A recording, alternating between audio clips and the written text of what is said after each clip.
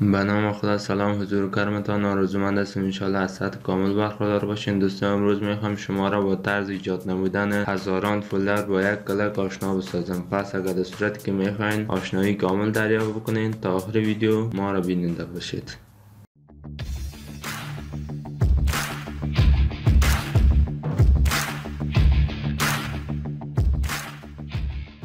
بازم خوش آمدین دوستان. اگر تاکنون اقدام به سابسکرایب نمودن چینل ما نکردین پس همین حال چینل خود را سابسکرایب کنید تا از آخرین جزئیات و مواردی که در چینل یوتیوب براتون آپلود میکنیم آگاهی دریافت بکنیم. همچنین ما را در شبکه‌های اجتماعی دنبال کنید. خب دوستان، در قدم نخست ما شما برنامه نوتپد باز میکنیم. ویندوز دوکی همراه آر افشار میتیم که رن بر ما شما باز و بعدشان این قسمت شما نوتپد تایپ میکنید به شکل. بعدش هم از قسمت اوکی میکنید یا انتر از صفحه کلید فشار میدهین. خب بعد از اینکه ما شما نوتپد باز کنین دوستان قسمت نوشته میکنین دو تا کالم درست است. بعدش هم دو و بعدش هم انتر میکنین. با مجرد که انتر کنیم بعد از این ما شما میایم برنامه اکسل ما را البته باز میکنیم. فرق نمیکنه که اکسل 2019 باشه 2016 باشه، هر ویژنش که باشه تفاوتی نداره. خب لازم صبر میکنیم تا اکسل برای ما شما اوپن شود. بعد از اینکه اکسل ما شما باز کنید دوستان قسمت شما بلانک ورکبوک انتخاب میکنین و کلیک میکنین. بعد از اینکه ما را انتخاب کنید دوستان قسمت شما میبینین که جهتش به شکل پرژن میباشه. شما از قسمت پیجلیات و بعدشان شیفت شیت رایت تو لفت ما شما از تکمال میگشیم دوستان به شکل که صفحه نمایش ما به شکل انگلیس. خب بعد از اینکه ما شما به شکل جهت تغییر دادیم ما شما کالان اساسش بزرگتر میسازیم به شکل. بعد از اینکه بزرگتر ساختیم دوست شما اینجا یک کد میباشه که تایپ میکنیم. بالفرض ما شما چه قسم تایپ میکنیم md فاصله.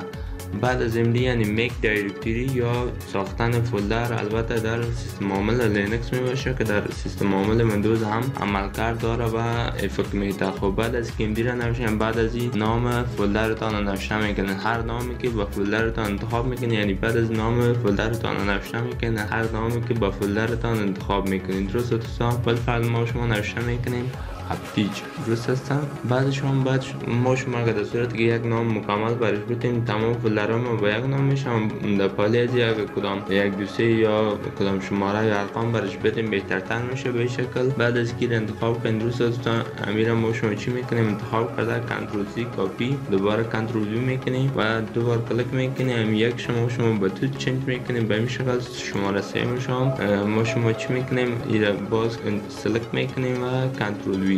خب مثل کفایت میکنه برای ما شماره دومشون بسیار تغییر میکنیم. بعد از اینکه کار ما شما انجام دادین درست شما ارتش انتخاب میکنین و به این شکل شما ایرا تا هر شماره که نیاز داشته باشین چی میکنین اپلای میکنین دوستان درست. بالفرض مثلا ما شما میخوایم تا 1000 شماره اپلای شه لحظه صبر میکنین تا 1000 شماره ما پوره شود. خب دوستان شما قسمت مشاهده میکنین که تقریبا 999 شماره ما پوره شد و به شکل ما شما تونستیم که تعداد فولدرهایی که بسازیم کمندش نوشته کنیم البته با کمک اکسل. خب بعدا شما کالان انتخاب میکنید به شکل و بعد از اینکه انتخاب که از قسمت هوم یا از این قسمت یا کپی میکنید یا کنترل سی میکنید. بعد از اینکه کپی گرفتین دوباره داخل برنامه نوتپد ما میشیم به شکل و بعدا اینجا قسمت شما کنترل بی میکنید. بعد از اینکه کنترل بی کردین کمند بعدی که وجود داره دوستان چی نوشته میکنیم گو تو لوپ نوشته میکنیم درست دوستان. البته در برابر اسپلش بی تفاوت نباشه چون که اگر اسپلش تغییر بکنه باز افکت نمیده درست دوستان. بعدشون کنترل اس میکنین. بعد از اون شما کنترل اس کردیم هر موقعی که شما بخواید ایجاد کنین میتونین ایجاد بکنین اما من گفتم نباید گذاشت که در اون موقع بازی افکت میده. خب ما شما از قسمت سیو از داتا به چی انتخاب میکنیم آل فایلز انتخاب میکنین و موقع شما رید استاپ انتخاب میکنین. قسمت یک نام برش میدیم مثلا ما شما نام برش میدیم فولدر بامبر درست. اما یک نکته که داخل نباید فراموش رو کنید که شما اکستنشنش یا پسوندش که برش میدین میتونین از .bat استفاده بکنین یا از cmd هر کدامش که شما استفاده میکنین فرق نمیکنه درست دوستان.